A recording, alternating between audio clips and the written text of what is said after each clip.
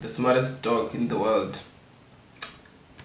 So yeah, Human beings have lived with dogs for 2014. thousands of years. You'd think that after all that time, we'd have discovered all there is to know about them.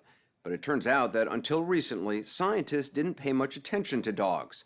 Dolphins have been studied for decades, apes and chimps as well. But dogs, with whom we share our lives, were never thought to be worthy of serious study. As a result, we know very little about what actually goes on inside dogs' brains. Do they really love us? Or are dogs just licking us so they can get fed? How much of our language can they understand? But before you answer, we want you to meet Chaser, who's been called the smartest dog in the world. Okay. Yeah, we're going to Wofford. Hoop. Good girl, good girl, good girl. It's a girl. 86-year-old retired psychology professor John Pilley and his border collie Chaser are inseparable. We're almost there. We're almost there. Can you speak? Speak. Speak. Good girl, good girl. Do you view Chaser as a family pet, as a friend? How do you see Chaser? She's our child. She's your child. She's our child, a member of the family. Oh, yes. She comes first. She comes Many first. people think of their Whoa. dogs as children, but John Pilley has been teaching her like a child as well, by assigning names to toys. But then guys, I know people love their pets or people love their dogs and whatever, which there's nothing wrong with. And you can't tell people what to do, but then on this one, you can't say a dog or your dog is your child. Well, yes, but then you can't say it comes first. Maybe let's say they are human beings, struggling or whatever, they need help. You can't help your dog and then leave people in the street. You gotta help people, and then dogs or animals or pets, they come after, human beings first. So bro is saying she comes first, which we can't tell him what to do. Bro is already old, or he's old, but then you gotta help human beings first, and then yeah, I think that is just some crazy shit, bro. I think it's because dogs are not complicated, or pets, most of them are not complicated. Like human beings, if you tell me to go there, sometimes I may be like, nah, I'm not going there. So the dogs, you can say go there, run, they do it, exactly what you tell them. Maybe I think that's why people love pets. Okay, Chase. Pilley has been helping Chaser learn words and simple sentences. Take KG. He's been teaching her up to 5 hours a day, Yes. Tub. 5 days a week for the past 9 years. My best metaphor is this is a 2-year-old toddler. That's how you think about your dog, a 2-year-old toddler. Yeah, she has the capabilities of a 2-year-old. Chicken, chicken, chicken. Where's chicken? He's not kidding. Yes, good girl. Most 2-year-old toddlers In tub. know about 300 words. Figure eight, figure eight. Good girl, that's figure eight. Chaser's vocabulary Good girl, good is girl. 3 times that. To tub. She's learned the names of more than 1,000 toys. And all of those toys add up. Wheel, yes, bring it out. To show us Chaser's collection, Pilley brought us to his back porch. So these are all the toys in here? Yes. You got a chicken in here. Okay. Is it all right if I dump them out? Please do, please do. Okay. There are 800 cloth animals, 116 different balls, and more than 100 plastic toys. 1,022 toys in all. What each the with fuck? a unique name. Chaser could recognize the names of every one of these toys. That's true, that's true. To prove it, Pilley cataloged the toys, and then, over the course of 3 years, gave What the Chaser fuck? hundreds of tests like this. Chaser, find circle, find circle. In every test, Chaser correctly identified 95% or more of the toys. But then, there are kids missing toys out there. You must donate those toys to kids, bro. Your dog can have 10, Yo, bro. Circle, Chase, yeah. The results were published in a peer-reviewed scientific journal, and a star was born. How are you? Good to see you. I'm so glad to see you. Chaser even landed a book deal. You too. But John Pilley didn't Bro, stop with bro, the it's a names book. of toys. Bro, you have a book. G. A dog. Knows it. No, good girl. He's taught Chaser that Damn. nouns and verbs have different meanings, This was back in 2014. combined in a variety of ways. Take wheel. Do it, go, do it. Wheel. Okay, out, out. Chase, take KG. Do it, good girl, good girl. So she's actually understanding the difference between take, paw, putting her paw on something, and putting her nose on something. Right, and that's what we're demonstrating. All this learning has been possible, Pilley says, because of a breakthrough Chaser had when she was just a puppy. At a certain point, she realized that objects have names. Right. It was an insight. It came to her. How could you tell that she'd suddenly had that insight? Well, it was in the 5th month, and she'd learned about 40 names, and the time necessary to work with her kept getting shorter and shorter. She was starting to learn words faster and faster? Yes.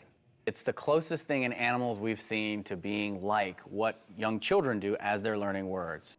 Brian Hare, an evolutionary anthropologist at Duke University, believes Brian Hare Chaser with is the big most head. important dog in the history of modern scientific research. This is very serious science. We're not talking about stupid pet tricks where people have spent, hours trying to just, train a dog to do the same thing over and over. What's neat about what Chaser's doing is Chaser is learning tons, literally thousands of new things by using the same ability that kids use when they learn lots of words. He's talking about what researchers call social inference, a capability humans, like Hare's son Luke, acquire around age 1. To demonstrate the concept, Hare hides a ball under one of these 2 cups. Hey, looky guy, where is it? Can you get it? Can you get the ball? Luke doesn't know which cup the ball is under, Can you get it? but when his father points, he makes an inference. Bryce kicking it. Got it. So what does that show you? So when kids his age start understanding pointing, it's right when the foundations of what lead to language and culture start to develop. Hey, It might look simple, but when Hare tried the same test with bonobos, great apes he studied for more than a decade, look what happened. Bonobos, our closest genetic relatives, can't do it. you chose the right one. But Hare discovered dogs can. You ready? All right, I'm gonna hide in one of these 2 places. This 2-year-old Labrador named Sisu has no trouble understanding the meaning of pointing. Now, she doesn't know for sure which place you put That's right. There's no way she could know, and I'm just gonna tell her where it is. Okay, Sisu. So that's really hard for a lot of animals, and that's what's really special about dogs is they're really similar to even human toddlers. That's a level of thinking that people didn't really think dogs could do. Right. I mean, there was no evidence until the last decade that dogs were capable of inferential reasoning. Absolutely not. So that's what's new. That's what's shocking is that of all the species, it's dogs that are showing a couple of abilities that are really important that allow humans to develop culture and language. It's not surprising that dogs share characteristics with humans. After all, we've evolved alongside each other for more than 15,000 years. There are now some 80 million dogs in this country, more dogs than children. But for all the playing and petting, the companionship, we still know very little about their brains. Dr. Greg Burns, a physician and neuroscientist at Emory University, has studied the human brain for more than 2 decades. But 3 years ago, questions he had about his own dog inspired him to start looking at the canine brain. It started out with the desire to know, really, what does my dog think of me? I love my dog, but do they reciprocate in any way? When they hear you come home, they start jumping around. Is it just because they expect you to feed them? Is this just a scam by the dogs? Are dogs just big scammers? Yeah. To try and answer that question, Dr. Burns is doing something scientists have had a difficult time with. He's conducting brain scans on dogs while they're awake and unsedated. Inside the fMRI machine, they're trained to stay completely still. How hard is it to get a dog to do this? This represents probably about 3 to 4 months of training. And so most of the dogs take that long. What's around Tigger's head here? The scanner makes a lot of noise. It's quite loud, and because dogs' hearing is more sensitive than ours, we have to protect their hearing just like ours. So we put earplugs and earmuffs and just wrap it all. But then bro looks scared though. Okay, now you go up. It seems like it's chill, but they look scared. That's good. Once in the machine, he lies down and doesn't move. These scans are giving Dr. Burns the first glimpse at how a dog's brain actually works. So these are slices of Tigger's brain that you're seeing? Yeah, exactly. So we're slicing from top to bottom. We analyze them later to see which parts increase in response to the different signals. While in the scanner, the dogs smell cotton swabs with different scents. First, the underarm sweat of a complete stranger. Next, the sweat of their owner. As Dr. Burns expected, when the dogs sniffed the swabs, the part of their brain associated with smell, an area right behind the nose, activated. It didn't matter what the scent was. But it was when the dogs got a whiff of their owner's sweat that another area of the brain was stimulated, the caudate nucleus, or reward center. Dr. Burns believes that means the dog is experiencing more than the good feeling that comes with a meal. It shows the dog is recognizing somebody extremely important to them. It's the same area in a human brain that activates when we listen to a favorite song or anticipate being with someone Oh, we love. that's nice. That's crazy. I didn't know that, you know. But then this sounds, smart and crazy, Wow, okay. That means them dogs, they're not scamming human beings. They actually love them or they actually fuck with them. Whatever. So but then yeah, alright. So just by smelling the sweat of their owner, it triggers something in a much stronger way than it does with a stranger. Right, which means that it's a positive feeling, a positive association. And that's something you can prove through MRIs. It's not just, previously people would say, well, yeah, obviously my dog loves me. I see its tail wagging and it seems really happy when it sees me. Right, now we're using the brain as kind of the test to say, okay, when we see activity in these reward centers, that means the dog is experiencing something that it likes or it wants, and it's a good feeling.